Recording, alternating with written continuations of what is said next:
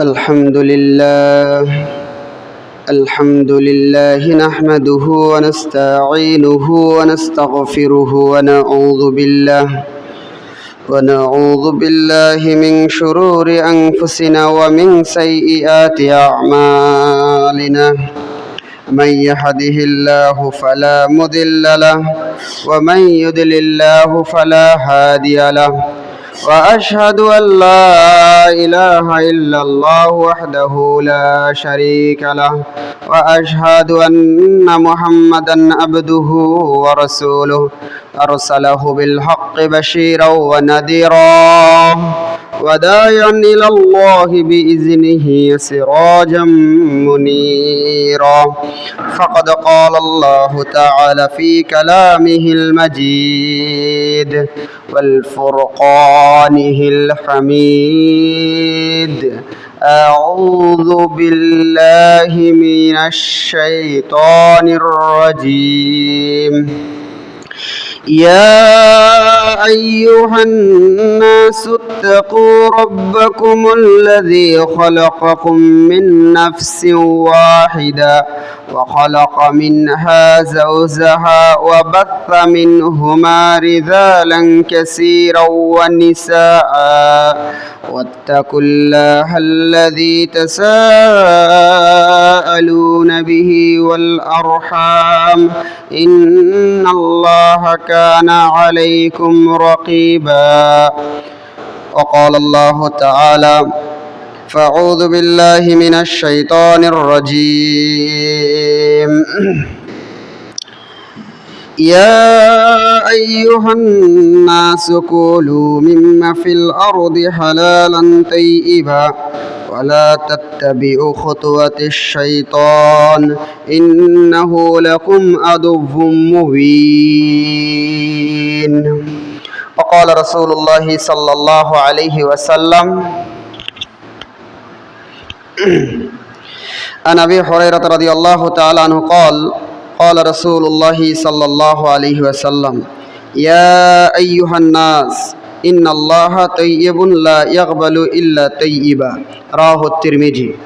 আলহামদুলিল্লাহ, যাবতীয় প্রশংসা, যাবতীয় গুণগান, যাবতীয় তারিফ সেই মহান আল্লাহ তাআলার দরবারে লাখো কোটি দরুদ ও সুজুদ পেশ করছি যে আল্লাহ সুবহানাহু ওয়া তাআলা আমাকে আপনাকে সুস্থ শরীরে বিগত সপ্তাহের ন্যায় আবারও আমাদেরকে যথাসময়ে আসার এবং বসার তৌফিক দান করেছেন। সকলেই মন খুলে প্রাণ খুলে উজাড় করে সকলে বলুন আলহামদুলিল্লাহ, আলহামদুলিল্লাহ।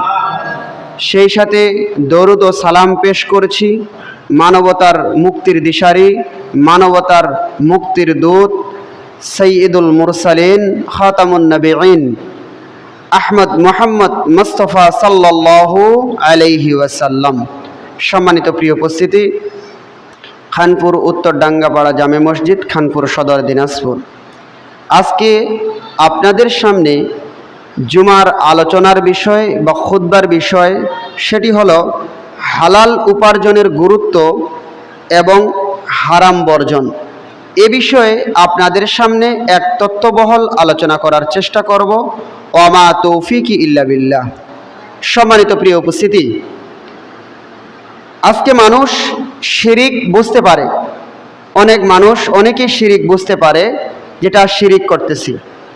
মানুষ বুঝতে পারে যে আমাদেরকে আল্লাহর বিধান নামাজ আদায় করতে হবে, নামাজি এবং বেনামাজির মধ্যে পার্থক্য করতে পারে। আজকে মানুষ বুঝতে পারে রমাদান মাস আসলে সিয়াম রাখতে হবে, এটা বুঝতে পারে বা জানে। আবারও যাদের ধন সম্পদ আছে তারাও বুঝতে পারে যে, বা তাদেরও জানা আছে যে এই ধন সম্পদের আমাদেরকে যাকাত এবং ওশর বের করতে হয়। অনুরূপভাবে আবারও মানুষ যেইগুলো হারাম বস্তু, যেইগুলো হারাম খাবার, এইগুলো মানুষ বুঝতে পারে, কিন্তু দুঃখজনক হলো সত্য, মানুষ বুঝতে পারে না কোন উপার্জনটা আমার জন্য হালাল এবং কোন উপার্জনটা আমার জন্য হারাম। এইটা আমাদের মধ্যে সবচেয়ে সমস্যা। আর এই উপার্জনটা এমন একটা জিনিস, হারাম বস্তুটা থেকে মানুষ বেঁচে থাকতে পারে, কিন্তু উপার্জনের মধ্যে যদি ঢুকে যায় আর সে যদি বুঝতে পারে আমি উপার্জনটা হারাম পন্থায়, কিন্তু বের হয়ে আসাটা অনেকটা কঠিন। এই জন্য ইসলামের শরীয়তে যে মূল ভিত্তি হলো যে যেইটা আপনার জন্য হারামকে সাহায্য সহযোগিতা করে, ওই গুনার পথ আমাকে আপনাকে বন্ধ করতে হবে। ইসলামে এটা বলা হয় ফিকহের ভাষায় সদ্য জারিয়া, গুনার পথ বন্ধ রাখা।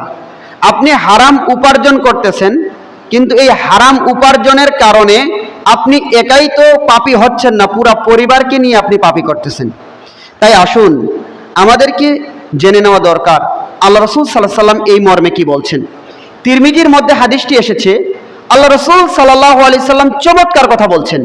আল্লাহ রসুল সাল্লাল্লাহু আলাইহি সাল্লাম বলছেন যে আন আবি হুরায়রা রাদিয়াল্লাহু তাআলা আনহু قال قال رسول الله صلى الله عليه وسلم, আল্লাহ রসুল সাল্লাল্লাহু আলাইহি সাল্লাম বলছেন ইয়া আইয়ুহান নাস, ওহে লোক সকল। সারা পৃথিবীর মানুষকে আল্লাহ সুবহানাহু ওয়া তাআলা আহ্বান করতেছেন, ডাকতেছেন, ডেকে বলছেন শোনো যে ইন্নাল্লাহা তাইয়্যিবুন, নিশ্চয়ই আল্লাহ সুবহানাহু ওয়া তাআলা পবিত্র।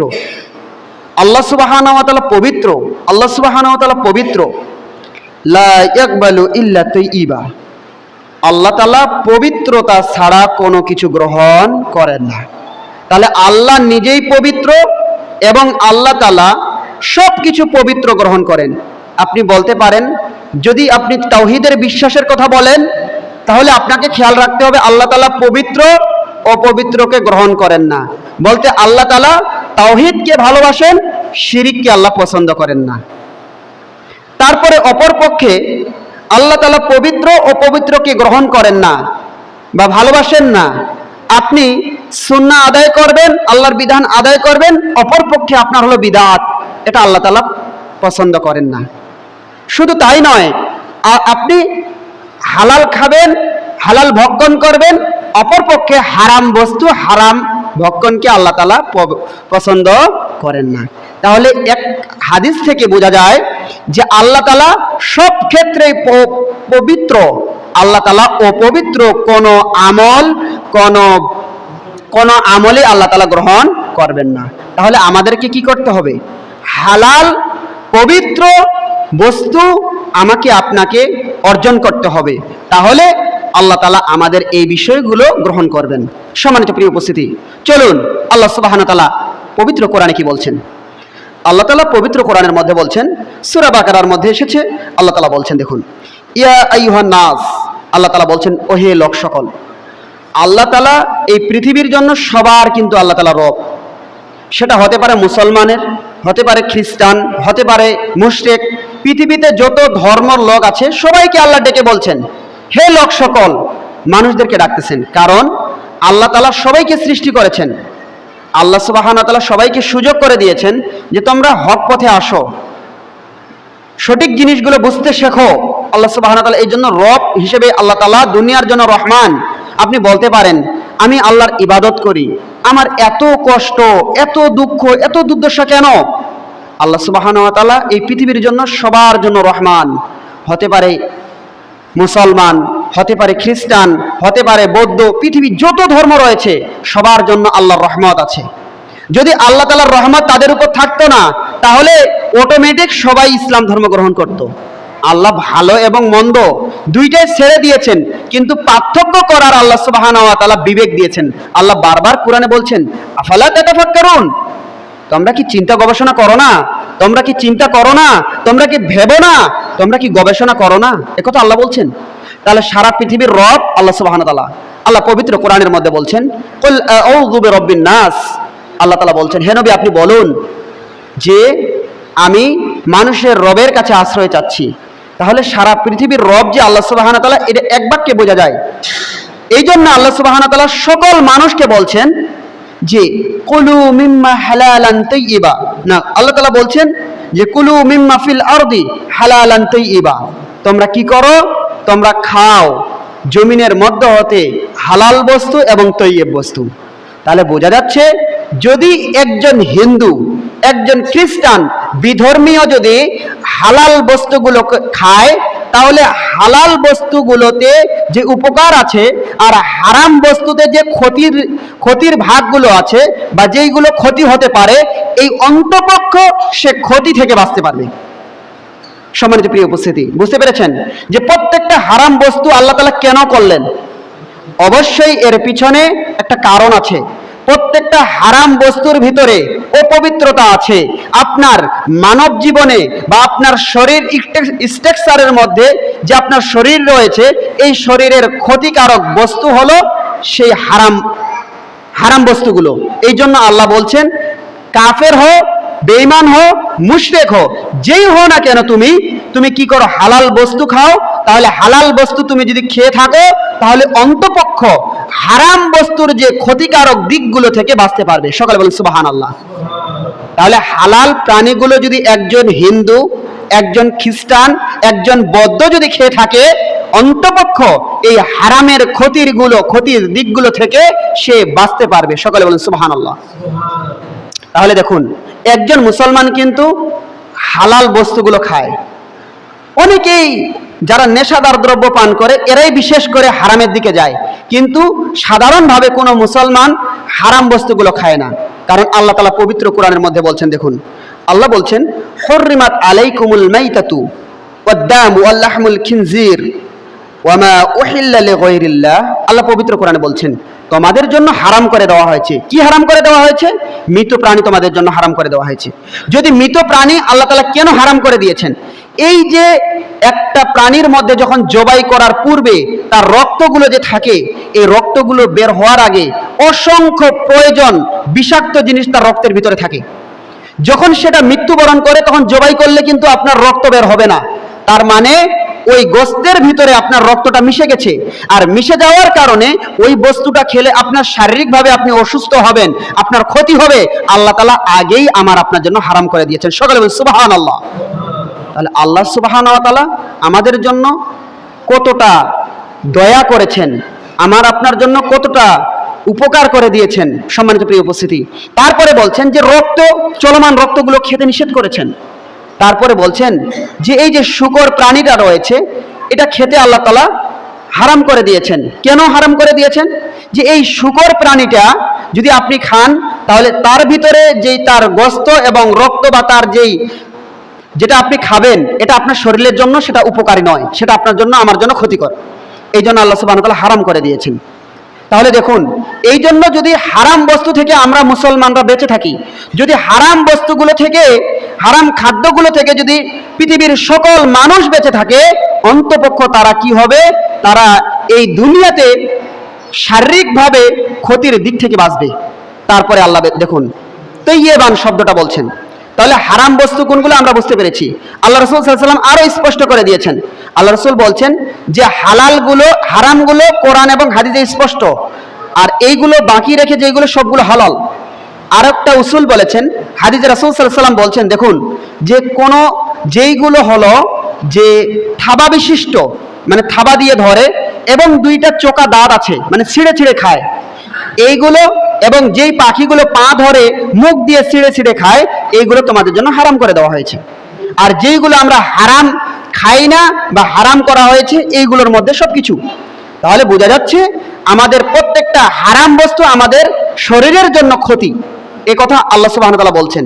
তারপরে আল্লাহ তাআলা বলছেন তোমরা পবিত্র খাও।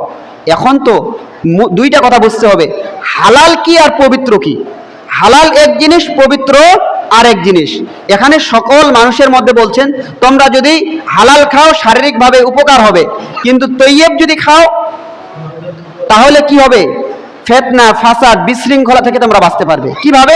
দেখুন, মুসলমানরা কিন্তু সকলে হালাল বস্তুগুলোই খায়, কিন্তু তৈয়ব বস্তু মুমিনদেরকে খেতে আল্লাহ তাআলা বলছেন। কারণ আপনি ধরুন যে আপনি হালাল বস্তু, একটা গরু কি হালাল, ছাগল কি হালাল, মুরগি কি হালাল, যেগুলো হালাল বস্তু আছে এইগুলো হালাল, কিন্তু আপনি করলেন কি? একজনের গরুকে চুরি করে এনে জবাই করে সুন্নাহ পদ্ধতিতে খেলেন। বস্তুটার কোনো সমস্যা আছে? বস্তু হালাল, কিন্তু সেটা পবিত্র হলো না। এই জন্য আল্লাহ চমৎকার কথা বলছেন, হালালান তৈয়িবা। তোমরা হালালটাও খাও এবং তোমরা পবিত্র বস্তুটা খাও। সকলে বলুন সুবহানাল্লাহ। দেখুন কত চমৎকার কথা, কারণ আপনার কিন্তু বস্তুটা পবিত্র, চুরি করা গরুটা পবিত্র, এতে আপনার খাবার কোনো সমস্যা নেই, কিন্তু ওইটা যেখান থেকে নিয়ে আসলেন সেটা কিন্তু পবিত্র হলো না। এই জন্য আল্লাহ বলছেন সবাইকে, আগে কাফের বেঈমানকে বলছেন তোমরা হালাল আগে খাও, পবিত্র খাও। দেখুন তাহলে দেখা যাচ্ছে এই পবিত্র বস্তু, তারপরে দেখা যাচ্ছে আমরা অনেকেই কি করি, হালাল টাকা ইনকাম করি।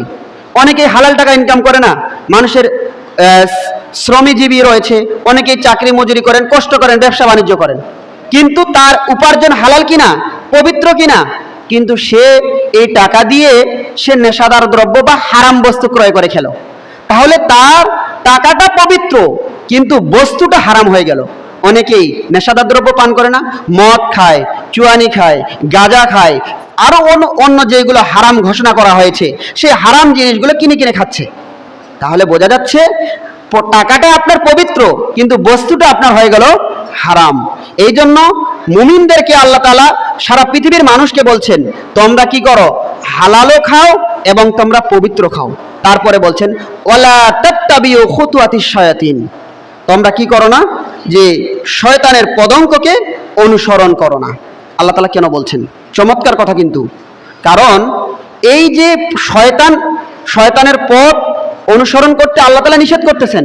কারণ শয়তান আপনাকে যখন হালাল খেতে যাবেন, যখন কষ্ট হবে, তখন শয়তান আপনাকে বারবার আপনার অন্তরের ভিতরে আপনার শয়তান কি ঢুকাবে, যে এই হারাম বিষয়গুলো, অমুকের ছেলে এত ইনকাম করে, সে সুদ খায়, সে ঘুষ খায়, সে এই সুদ আর ঘুষ আমাদের কাছে এত প্রিয় হয়ে গেছে যে এটা যে একটা হারাম বস্তু আমরা বুঝতে পারি না।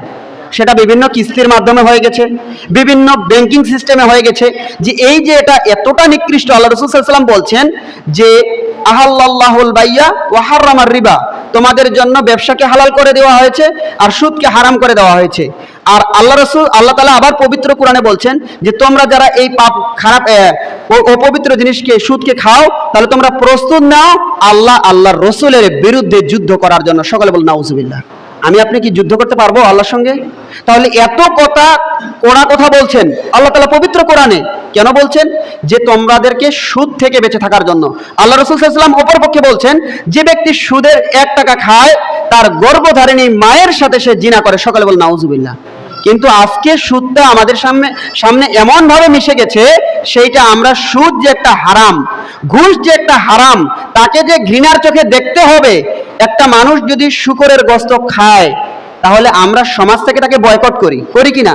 কিন্তু আল্লাহ ওই আয়াতে বলছে যখন তোমরা কোনো খাবার পাও না, এমন জায়গায় চলে গেছো, জীবন বাঁচার তাগিদে হলেও সামান্য পরিমাণ তোমরা ওই হারাম জিনিসটা তোমার জন্য সেই সময় বৈধ করে দেওয়া হয়েছে, জীবন বাঁচার তাগিদে খাওয়া হালাল। কিন্তু সুদের কথা কতটা জঘন্য, সুদ কতটা খারাপ, এটা আল্লাহ তাআলা ঘোষণা করে দিয়েছেন, আল্লাহ রাসূল ঘোষণা করে দিয়েছেন। কিন্তু ওই জিনিসটা যদি কোনো আমার আপনার পাড়া মহল্লার কোনো ব্যক্তি যদি খেয়ে থাকে, তাকে আমরা বয়কট করব কিনা?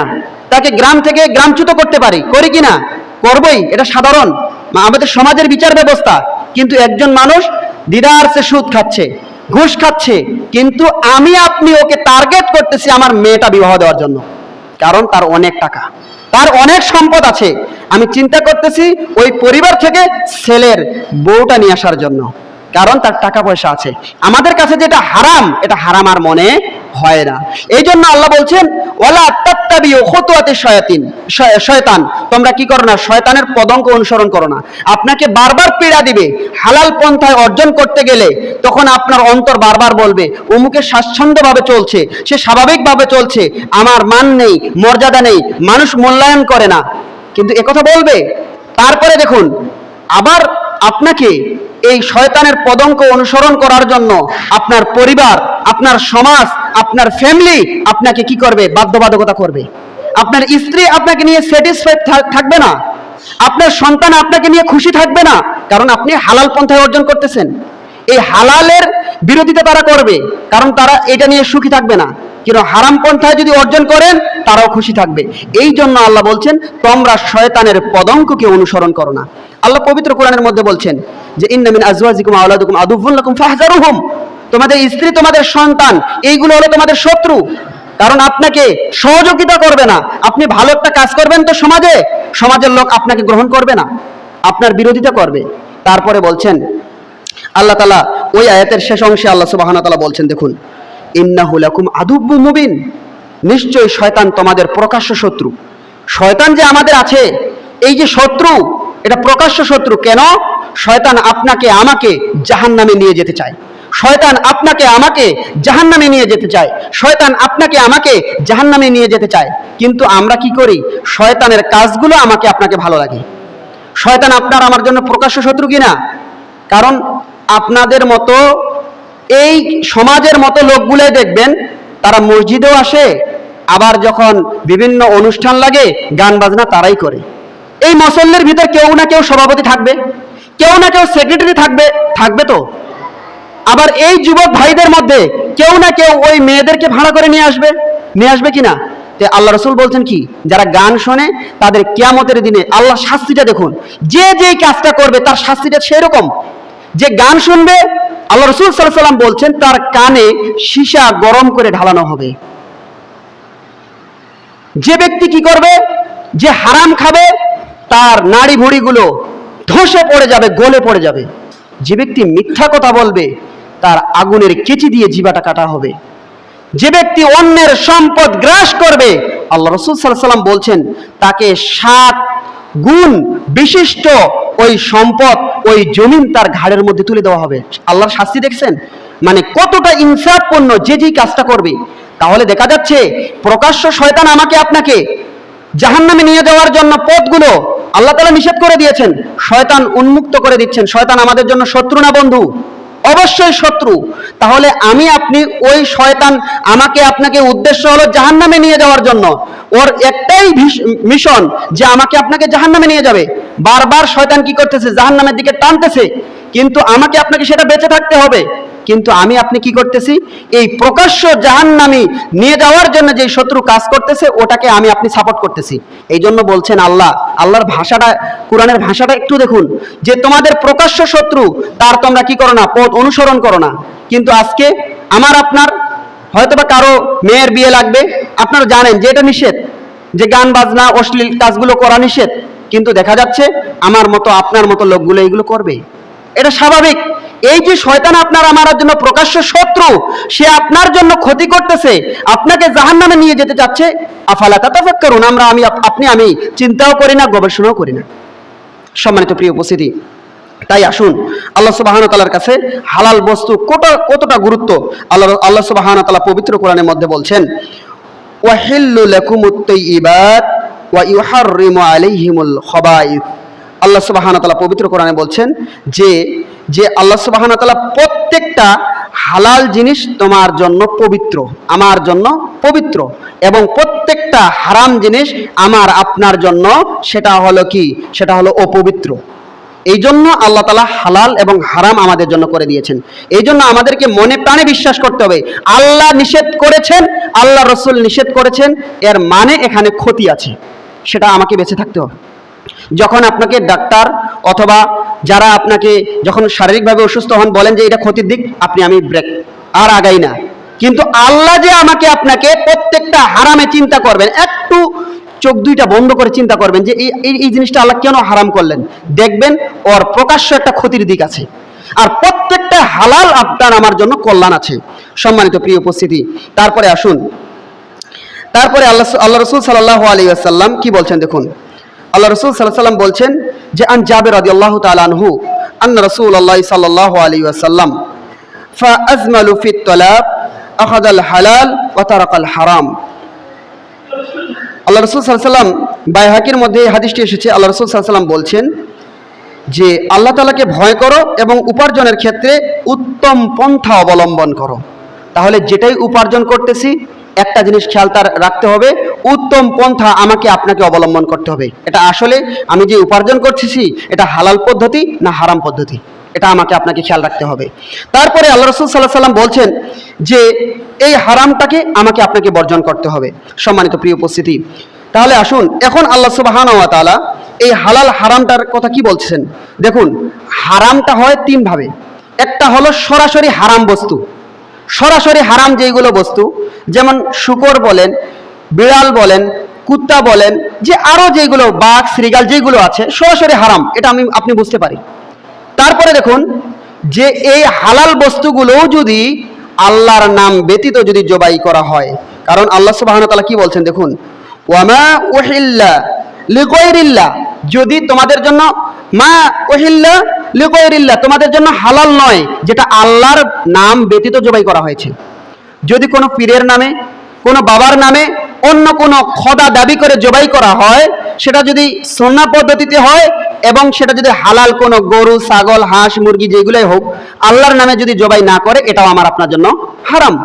কিন্তু আবার দেখুন সেখানে আরো একটা কথা বলছেন, সেটা হলো উপার্জন। এইটা কিন্তু খুবই কঠিন কথা। উপার্জনের কথা কেন বলছেন? যে উপার্জনটা, এটার কথা বলছেন যে এইটা তোমাকে খেয়াল রাখতে হবে হালাল না হারাম। যদি উপার্জন হারাম হয়, আমি শুরুতে একটা কথা বললাম, যার উৎস যেখান থেকে হারাম আসবে তার কোনো কিছু গ্রহণযোগ্য হবে না। এই উপার্জনটা হালাল হারাম আমি আপনি কোনোদিন বাদ বিচার করি না, চেষ্টাও করি না, খেয়ালও করি না যে আমাকে আপনাকে হালাল উপার্জন করতে হবে। আমি আপনি হারামের মধ্যে মিশে গেছি। কিন্তু এই উপার্জনের কথা আল্লাহ দেখুন, হারাম বস্তুগুলো খাওয়ার কথা কোরআনে বলছেন যে এইগুলো তোমাদের জন্য হারাম। শেষে দেখুন আল্লাহর কোরআনের কথা দেখুন কতটা চমৎকার, তোমরা যদি খাবার না পাও, একান্ত জীবন বাঁচার তাগিদে এই হারাম বস্তুগুলো সামান্য জীবন বাঁচার তাগিদে হলে একটু হলে খাও। কিন্তু দেখুন উপার্জন কেন আল্লাহ তাআলা একবারে চিরতরে হারাম করে দিলেন? কারণ উপার্জন যে এমন একটা বিষয়, যদি আপনি মনে করেন যে আমি চাকরি পাই না, আমাকে কি করতে হবে? ঘুষ দিতে হবে, আমার যোগ্যতা নেই, আমাকে ঘুষ দিয়ে নিতে হবে। এই যে উপার্জন যখন হারাম হয়ে যায়, তখন এই উপার্জন হারাম বস্তু থেকে বের হওয়া কঠিন। কারণ আপনার জানা আছে ওটা হারাম বস্তু, আপনি আর খাবেন না দ্বিতীয়বার। যখন আপনি হালালগুলো পেয়ে যাবেন তখন আপনি আর হারাম বস্তু খাবেন না। কিন্তু উপার্জন হারামের ভিতর ঢুকে গেলে আর বের হয়ে আসা কঠিন। আপনি মনে করেন যে ঘুষ দিয়ে যারা চাকরি নিয়েছে বা যারা ঘুষ খাচ্ছে, যারা সুদ খাচ্ছে, এখন আপনি যদি করেন যে ভাই আপনি সেটা থেকে বের হয়ে আসেন, সে আসতে পারবে না। তার ফ্যামিলির সাথে মিশে গেছে, তার মধ্যে মিশে গেছে, তখন সে আর বের হয়ে আসতে পারবে না। কারণ এই জন্য তখন সে দেখবে যে আমাদের কাছে একজন জর্জ তখন বগুড়ায় ছিল, আমাদের কাছে এসেছিল বা আমাদের মাদ্রাসায় এসেছিল, আমাদের সাথে অনেক গল্প হয়েছে। তখন বলছে, চোখের পানি ফেলে বলছে যে বাবা শোনো, আমি এমন একটা সিচুয়েশনে চলে গেছি, তোমাদেরকে দেখলে আমার অন্তরটা ভরে যায় যে এই ছোট্ট ছোট্ট বাচ্চারা কত সুন্দর আমল করতেছে, এখানে আসলে ইসলামের পরিবেশটা পাই। কিন্তু তিনি চোখের পানি ফেলে বলছেন, বাবা দেখো আমার কোরআন হাদিসের এখন জ্ঞান হয়েছে, আমি বুঝতে পারি, কিন্তু আমি প্রতিনিয়ত কোরআনের বিরুদ্ধে আমাকে রায় দিতে হয়, বের হয়ে আসতে পারি না। যদি বের হয়ে আসি তাহলে সমাজের কাছে আমি বোঝা হয়ে যাব, পরিবার আমাকে গ্রহণ করবে না, সন্তানও আমার বিরোধিতা করবে, স্বাভাবিক। তাহলে দেখুন হারাম বস্তু বুঝতে পারতেছে উপার্জনটা হারাম, কিন্তু বের হয়ে আসাটা অনেক কঠিন। এই জন্য আল্লাহ রাসূল সাল্লাল্লাহু আলাইহি ওয়াসাল্লাম এবং আল্লাহ তাআলা বলছেন হারামের পথটা আগেই বন্ধ করে দিতে হবে, হারাম উপার্জন একবারই বন্ধ করতে হবে টোটাল। সম্মানিত প্রিয় উপস্থিতি, দেখুন আল্লাহ রাসূল সাল্লাল্লাহু আলাইহি ওয়াসাল্লাম চমৎকার একটা কথা বলছেন যে আব্দুল্লাহ ইবনে ওমর রাদিয়াল্লাহু বর্ণিত, তিনি বলেন নবী করিম সাল্লাল্লাহু আলাইহি ওয়াসাল্লাম বলছেন, চারটি জিনিস যখন তোমাদের মাঝে থাকবে, দুনিয়াতে সবকিছু না থাকলেও হবে, বা সবকিছু না থাকলেও এই চারটা জিনিস এমন একটা চারটা জিনিস, এই চারটা জিনিস আমার আপনার যখন মধ্যে এই চারটা জিনিস প্রতিষ্ঠিত থাকবে, তখন অটোমেটিক অন্যান্য জিনিসগুলো সহজ হয়ে যাবে। চারটা জিনিসের ভিতর কি? আল্লাহ রাসূল সাল্লাল্লাহু আলাইহি ওয়াসাল্লাম বলছেন, এক নম্বর হলো আমানতদারিতা। আজকে আমাদের মধ্যে সবচেয়ে বেশি সমস্যা আমানতদারিতা। আর আল্লাহ রাসূল সাল্লাল্লাহু আলাইহি ওয়াসাল্লাম এটাই কিন্তু জন্মের পরে আল্লাহ রাসূল সাল্লাল্লাহু আলাইহি ওয়াসাল্লাম যুবক বয়সে আমানতদারিতা ছিল। হিলফুল ফজল সংগঠন করেছেন, কাফের বেঈমানেরা তিনার বিরোধিতা করলেও শেষ পর্যন্ত তারা বলতো তিনি আলামিন। আলামিন নাম দিয়েছেন কিনা? এই আমানতদারিতা যদি আমাদের পরিবার থেকে শুরু করে আমার ভিতরে আমানতদারিতা থাকে, একজন পরিবারের ভিতরে আমানতদারিতা থাকে, সমাজের ভিতরে আমানতদারিতা থাকে, তাহলে রাষ্ট্রের ভিতরে আমানতদারিতা থাকবে।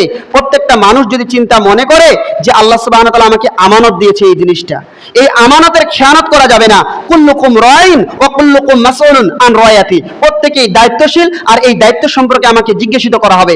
এই আমানতদারিতা নিয়ে যদি কাজ করে তাহলে দেখবেন যে রাষ্ট্র ক্ষুদ্রতম সমাজ ব্যবস্থা থেকে, পরিবার থেকে শুরু করে রাষ্ট্র পর্যন্ত সব কিছু ঠিক হয়ে যাবে।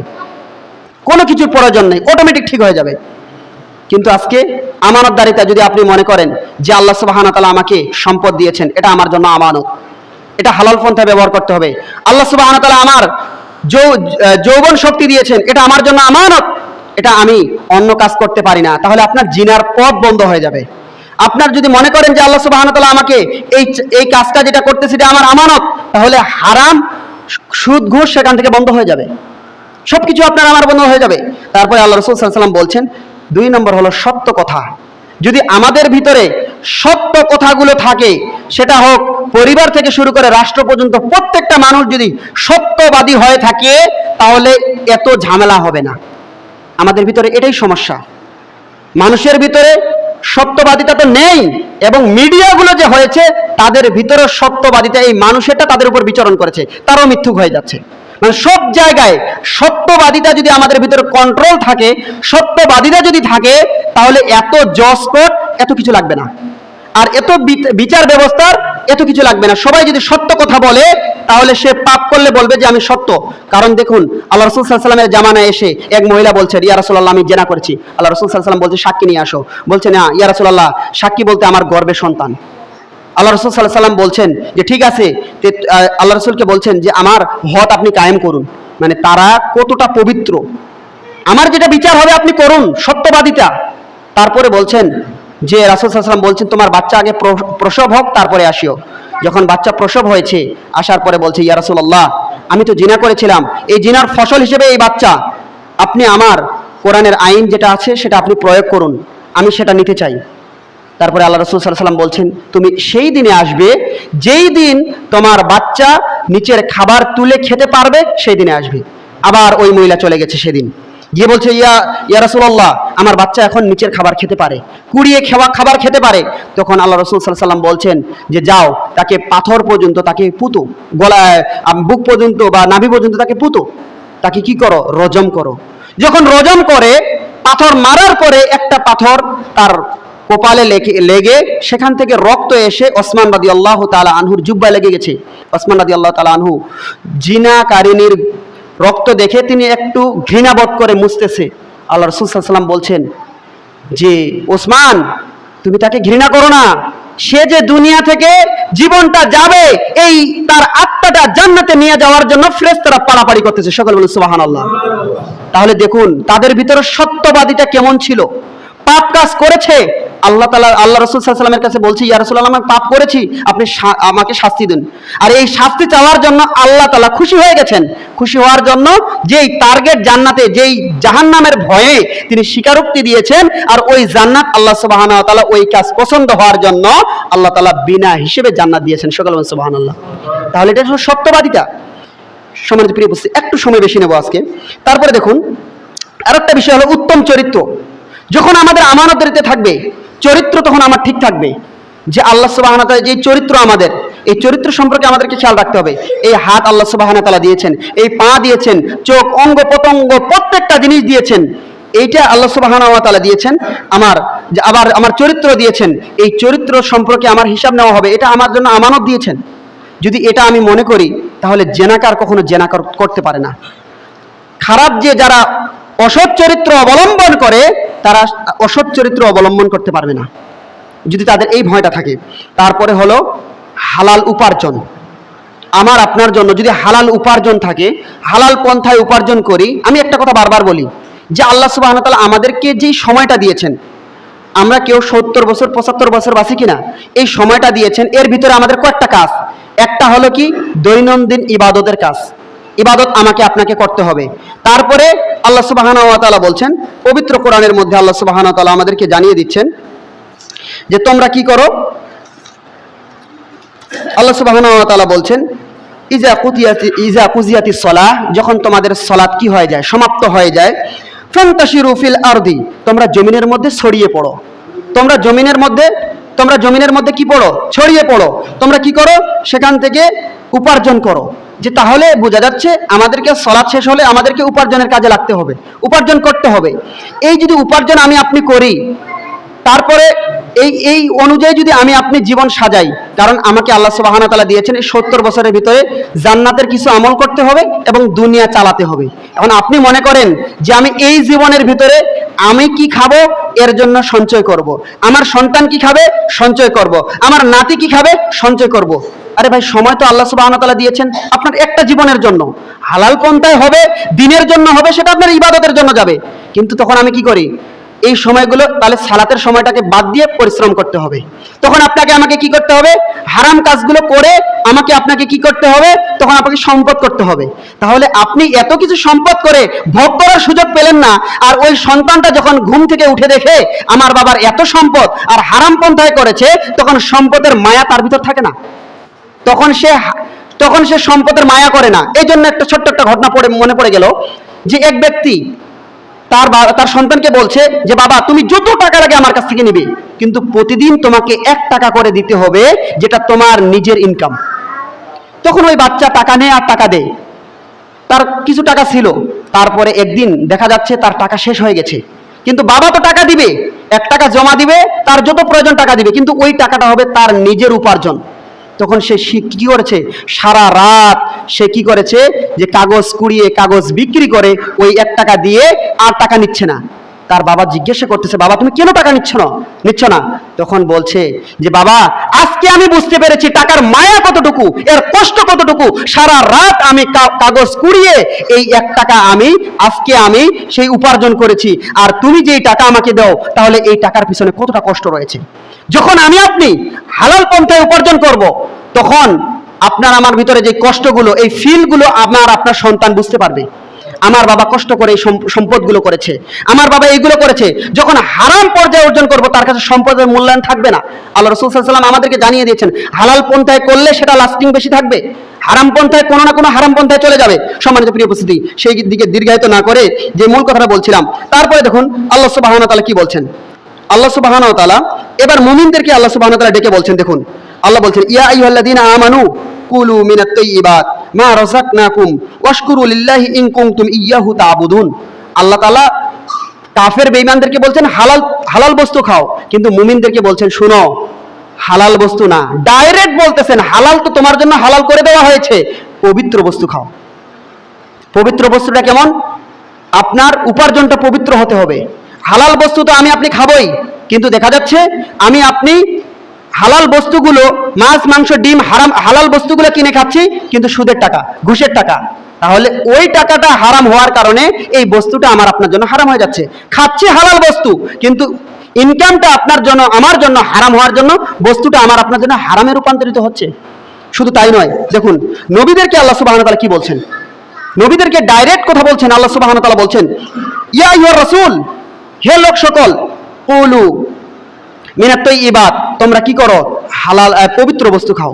নবীদেরকে বললেন না তোমরা হালাল খাও, ডাইরেক্ট বলতেছেন পবিত্র খাও। তাহলে পবিত্র যখন খাইতে বলতেছেন, তার মানে হলো পবিত্রতার ভিতরে হালাল বস্তুও ঢুকে রয়েছে এবং পবিত্রতার ভিতরে হালাল ইনকামও ঢুকে রয়েছে। কথা বলছেন। তাহলে আল্লাহর কোরআনের ভাষাটা আমাকে আপনাকে বুঝতে হবে এবং অনুধাবন করতে হবে। তারপরে বলছেন, ও আমিলুস সালিহা, এবং সৎ আমল করো। আমল করলাম অনেক আমল, যেটা কোরআন সুন্নাহ ভিত্তিক নয়, এমন আমল করলাম যে আমলটা আমার আপনার জন্য যেটা শরীয়ত সম্মত নয়, আমল করতেছি, এই আমল করলে হবে না। যে আমলটা সুন্নাহ ভিত্তিক, কোরআন ভিত্তিক এবং সঠিকভাবে, সঠিক সময়, সঠিক পদ্ধতিতে আমাকে আপনাকে করতে হবে। সম্মানিত প্রিয় উপস্থিতি, তারপরে আসুন যে এই জন্য দেখুন যে আজকে আমি এবং আপনি নবীদের দেখুন, আল্লাহ রাসূল সাল্লাল্লাহু আলাইহি ওয়াসাল্লাম হালাল পন্থা উপার্জন করেছেন। তিনি ছাগল চড়িয়েছেন। খাদিজা রাদিয়াল্লাহু তাআলা আনহার তিনি কি করেছেন, তিনি ব্যবসার বিজনেস দেখেছেন। অন্যান্য নবীরা দেখুন যে আদম আলাইহিস সালাম কৃষি কাজ করেছেন। আমি আপনি আজকে মনে করি যদি আমি কৃষি কাজ করি তাহলে কেমন দেখায়। বাবা, যদি আপনি জান্নাতও যেতে চান, ওপর দিকে আপনি স্যাক্রিফাইস করবেন না, এটা হবে না। হালালের জন্য কষ্ট আমাকে আপনাকে করতেই হবে। তারপরে দেখুন নূহ আলাইহিস সালাম কাঠ মিস্ত্রি ছিলেন। তার সেই সময় কাফের বেঈমানরা করছে যে তোমার নবী কাঠ মিস্ত্রি, কিন্তু সে তো হালাল পন্থায় উপার্জন করছেন, কোনো নবী তো বসে খাননি, সকলেই তারা উপার্জন করেছেন হালাল পন্থায়। তাহলে আমার আপনার ভিতরে ইগো, আমি আপনি কামেল পাস করেছি, মাস্টার্স পাস করেছি, তাহলে আমার জন্য এই হারাম পন্থাটাই আমি বেছে নিচ্ছি, কিন্তু হালাল পন্থাটা আমার সাথে যায় না, বা এটা করলে কেমন দেখার সমাজের কথা, এই সমাজ নিয়ে আমাকে আপনাকে চললে হবে না। যেটাই হালাল, হারাম মানে বাদ দিতে হবে। আজকে আমি আপনি দেদারসে ব্যাংকের চাকরি করতেছি, আল্লাহ তাআলা কোরআনেই বলছে যে সুদ খায়, যে সুদ লিখে, আপনি সারাদিন সুদের ভিতরে আছি, কিন্তু এটা আমি আপনি বুঝতে পারতেছি না। সম্মানিত প্রিয় উপস্থিতি, এই জন্য প্রত্যেকটা নবী তারা এই কাজগুলো করতেন। সম্মানিত প্রিয় উপস্থিতি, তাই আসুন আমাদেরকে খেয়াল রাখতে হবে যে এখন রাসূল সাল্লাল্লাহু আলাইহি ওয়াসাল্লাম এর কি শাস্তিটা কি, যে রাসূল সাল্লাল্লাহু আলাইহি ওয়াসাল্লাম বলছেন যে হারাম বস্তুগুলো খাবে তার পেট থেকে গলে কিয়ামতে তার পরকালে শাস্তি দেওয়া হবে, পরে নাড়ি ভুঁড়িগুলো গলে গলে পড়বে, এই শাস্তি তাকে দেওয়া হবে।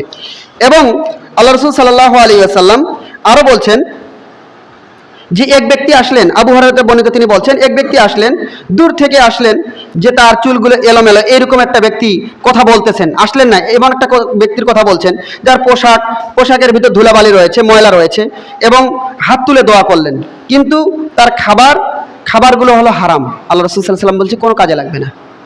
তাহলে আপনি আমি প্রতিনিয়ত ইবাদত করি, জিকির করি, আজগার করি, দান করি, সব কিছু করি, কিন্তু আমার আপনার যদি উৎসগুলো হারাম হয়, তাহলে এটা আল্লাহ তাআলার কাছে গ্রহণযোগ্য হবে না। এটা সবচেয়ে বড় গুরুত্ব বাবা। একটা জিনিস খেয়াল রাখতে হবে, আমি কোত্থেকে উপার্জন করতেছি এটা হালাল হতে হবে। সম্মানিত প্রিয় উপস্থিতি, হারাম থেকে বেঁচে থাকতে হবে, কারণ আল্লাহ সুবহানাহু ওয়া তাআলা বলছেন যে আবি উমর রাদিয়াল্লাহু তাআলা বর্ণিত, তিনি বলেন যে লা তাকবালুস সালাতা বিগয়রি তুহুর, যেমন সালাত পবিত্রতা ছাড়া গ্রহণযোগ্য হয় না, তেমনি ভাবে ওয়ালা সাদাকা মিন গুলুফ, বলতে যে পবিত্র হালাল বস্তু ছাড়া সাদাকা আল্লাহ তাআলার কাছে গ্রহণযোগ্য নয়।